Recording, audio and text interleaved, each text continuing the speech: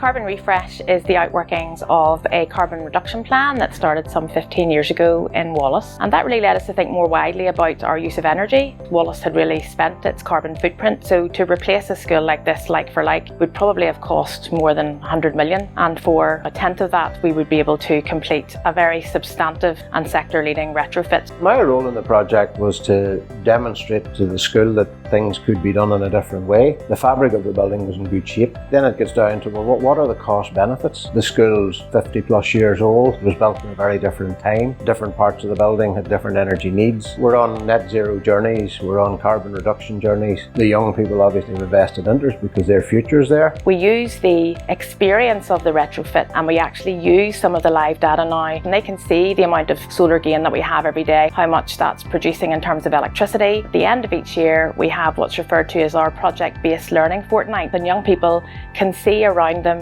the improvements every day. They can track and monitor the changes. They were able to tell us how heat pumps worked, how energy worked, what the benefits were. That's what the project has delivered. You don't have to build everything from brand new. It's about understanding that not everything has to be done, but you can make a difference in your own small way, and if everybody took that approach, you would achieve a lot. Having had a conversation with Malcolm simply about how we could actually track our use of energy and try and reduce our use of energy, it then developed into a more substantive conversation about retrofit. So how could we as a school move forward and be more sustainable, not just by tracking our energy, but by using less energy? We are hoping from a carbon point of view that the work that we've done with Malcolm, with our solar panels, our heat pumps and the thermal insulation that we put in the building, that we hope to save somewhere between 60 and 80,000 a year of energy costs. So we would set our limits within our usage targets, and we would say this is a normal usage for a normal day. If we go above that, we get an automated email that comes in and tells us to have a look at it and see why that's happened.